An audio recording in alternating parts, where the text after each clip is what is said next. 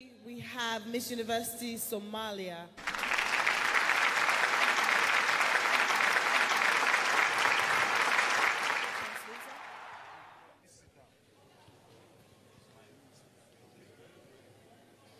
Your question is the social media harmful or helpful to African youths and why?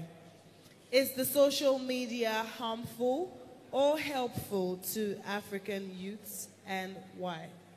Miss University 2021 ama quruxda dumarka qaaradda Afrika 2021 ayaa sanadka lagu qabtay magaalada Abuja dalka Nigeria. Gabar Somaliyeed ayaa nasiib u yeelatay inay ka mid noqoto 11kii ugu sarreeyay oo laga xushtay qaaradda Afrika. 11kaasi gabdhood su'aalo ayaa la weydiiyay. Su'aasha ku soo toostay gabadha Soomaaliyeed waxaa la weydiiyay social mediaha ama baraha bulshada ma faa'iido laga helaa mise dhibaato ayaa qofka ka soo gaarto. Waxay ugu jawaabtay waxay ku xiran tahay qofka isticmaalo. Dadka qaarkood waxay u isticmaalaan businesskooda ama ganacsigooda inay ku xaysiiyaan. Dadka qaarkood dhaqaale ayay ka helaan. Sidaa darteed mar walba waxay ku xiran tahay qofka qaabka uu isticmaalo ama qofka isticmaalo ayay ku xiran tahay ayay tiri. We have Miss University Somalia.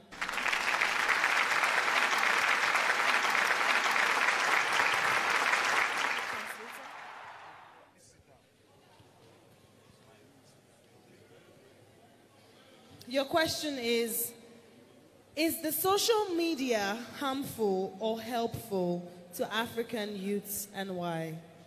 Is the social media harmful or helpful to African youths and why? I would say it really depends on the person who's using it. If you're some people use it for their business purposes, some people use it to promote what their talent is.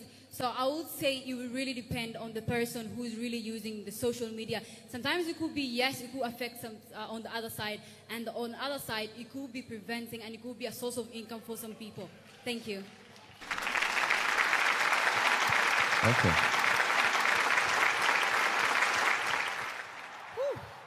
Huh.